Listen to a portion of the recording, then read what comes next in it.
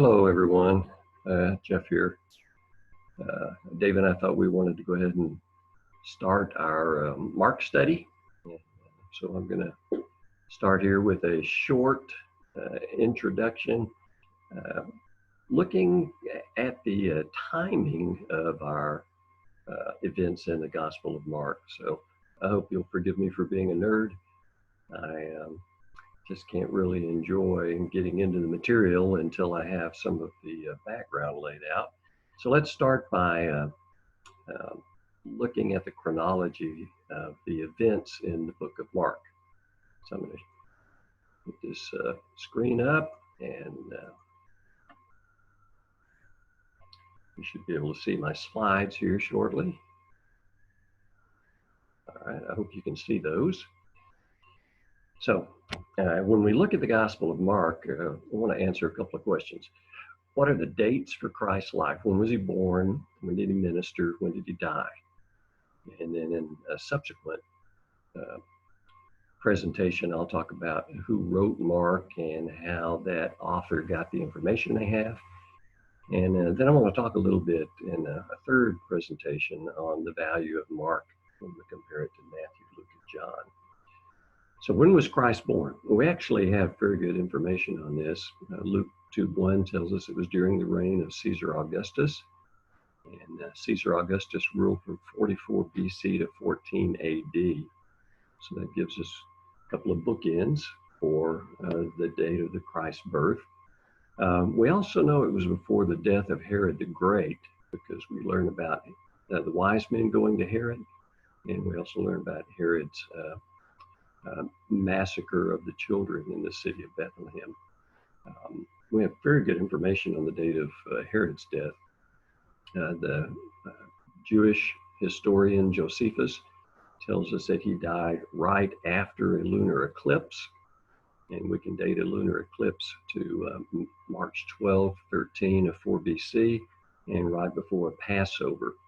And there was a Passover on April 11th of 4 BC. So Jesus was born no later than March, April 4 BC, because Pilate was dead after that time. Luke also tells us in chapter 2, verse 2, that at the time of the Roman census, that it was at the time that Christ was born at the time of a Roman census that occurred around the time of a census when Quirinius was governor of Syria.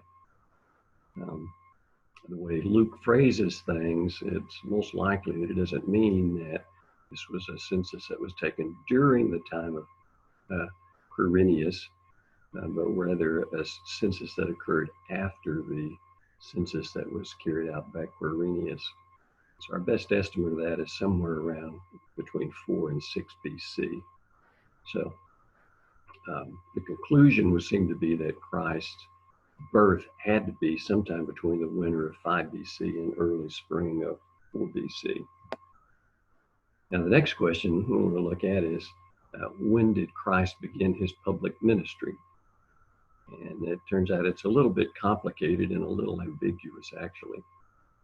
There's a little bit of data that would appear to be difficult to reconcile. Luke tells us in chapter 3 of Luke that John the Baptist began preaching in the 15th year of the reign of Tiberius. And that seems pretty straightforward. He also tells us that while Pilate was prefect of Judea, and we can date Pilate's procuratorship in Judea to 26 AD to 37 AD. So that gives us once again, a couple of bookends. We know later than 26, it had to begin and had to end no later than 37 AD. Also tells us that Herod Antipas was tetrarch of Galilee. The term tetrarch refers to the 4 regions of the realm ruled by Herod the Great. It was broken up and split up among his 4 sons. Herod Antipas ruled Galilee, and he was deposed by the Romans in 39. Herod Philip was tetrarch of Iturea and Trachonitis, and Herod Philip died in 34 AD. And then there's a third son, Herod Lysanias, who was tetrarch of Abilene, and we just don't know the dates of him. Pilate took over the rule of the fourth section, which was Judah. We also know that Annas and Caiaphas held the high priesthood between 18 AD and 37 AD. So John the Baptist had to begin preaching somewhere between 26 AD and 34 AD. Now, when was this 15th year of Tiberius? Because that can really help us nail it. And it depends on whether we use a system that counts the co-regency of Augustus, and if we count half years. Now, if the co-regency is counted, then the 15th year would be 26 AD. So he overlapped with Tiberius Caesar, overlapped with Augustus Caesar by 2 years. If we use Jewish years, then the 15th year would be April 28th to April 29th, April 28 AD to April 29 AD. If we use the Roman Julian calendar, then the 15th year would be January through December of 29 AD. And using the normal Roman method of starting from the announcement of Tiberius's reign, then the 15th year would be August 28 AD to August 29 AD. And this would have been the most common understanding of what Luke would have meant by the 15th year of Tiberius to all Romans. It is generally agreed that a Roman reading, Luke 3, would have concluded that the 15th year of Tiberius was between August 28 AD to August 29 AD. So while it's possible it could have been as early as 26 AD, 29 AD is the most natural way to read what Luke wrote, especially since it was addressed to apparently a Roman nobleman, Theophilus. Now we get into problems, however, in that Luke also says that when Jesus began his ministry shortly after John the Baptist began his ministry, that Jesus was about 30 years of age. So how do we interpret about 30 years of age? Now, Luke meant that he was greater than 29, but less than 31 years old. Then since we've pegged the 4 BC birth, that means he had to have began in 26 or 27 AD,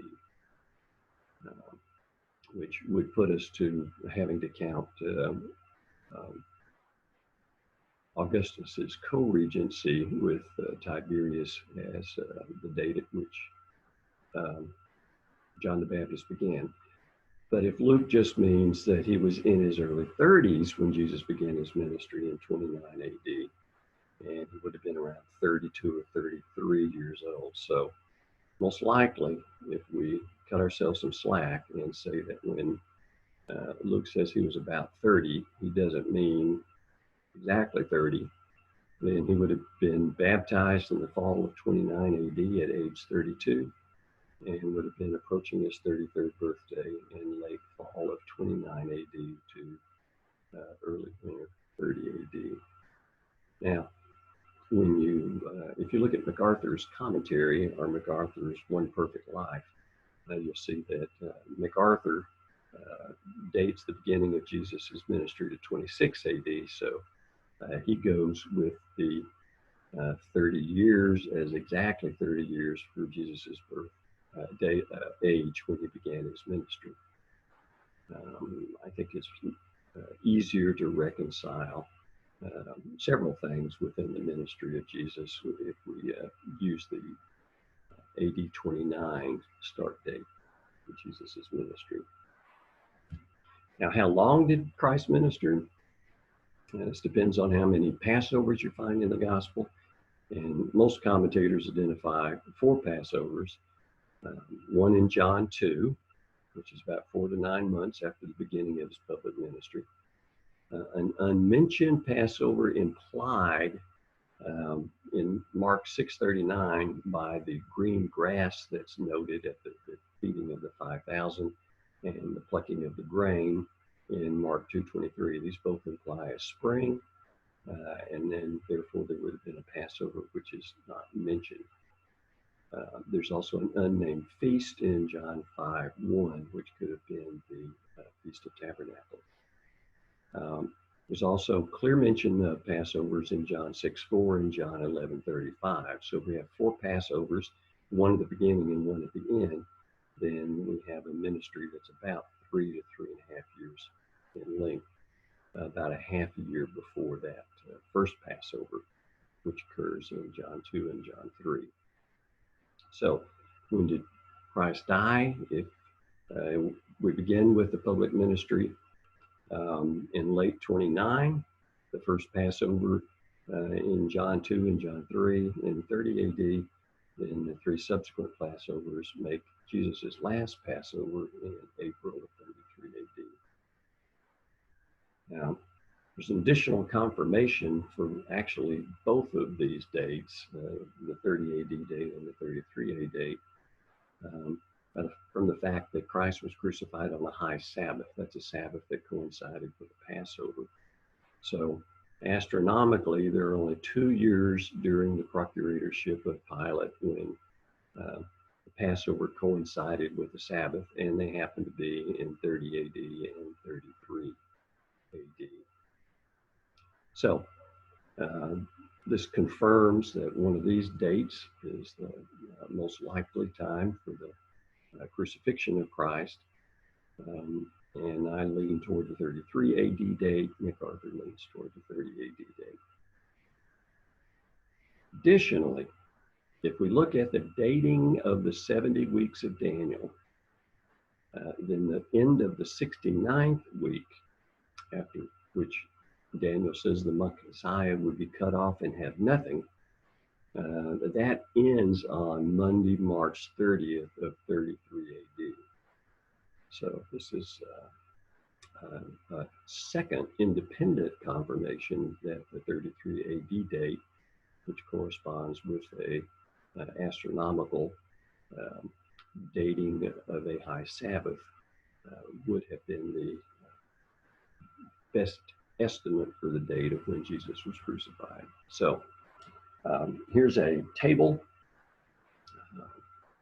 of the dates of Christ's life, and I've taken this from Harold Horner's book, Chronological Aspects of the Life of Christ, which is available as an ebook.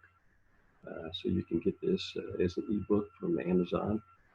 And so we have Christ's birth in late winter, early spring, late winter 5 BC, early spring 4 BC. Herod the Great's death in March or April of 4 BC. And then we have the prefects beginning to rule over Judea and Samaria after the death of Herod the Great around 6 BC. Caiaphas becoming high priest in AD 18. Pilate arrives in Judea AD 26. And John the Baptist begins his ministry in AD 29. Christ begins his ministry in late summer, early autumn of AD 29. So the first Passover recorded in the Gospels in John 2:13 would have been April 7th of 30 AD. John would have been imprisoned sometime in 30 or 31 AD. Then we reach the second Passover in 31 AD, the death of John the Baptist after the second Passover in 31 or 32 AD. Then we have the final week of Christ's life would have been March 28th to April 5th of 33 AD. He would have arrived in Bethany for the dinner with Lazarus and his sisters on Saturday, March the 28th of 33 AD. The triumphal entry would have been Monday, March 30th of 33 AD. The Passover dinner was eaten by Christ then late on Thursday, April 2nd. And he was crucified on Friday, April 3rd. He was laid in the tomb Saturday, April 4th. He laid in the tomb Saturday, April 4th, and then was resurrected Sunday, April 5th of 33 AD. So with that background, I'll close this brief little introduction on the dating And I hope that this is helpful to you. I find it helpful to try to relate the events of the life of Christ. And so as we go through the Gospel of Mark, we reach some of these milestones. I'll point out those dates.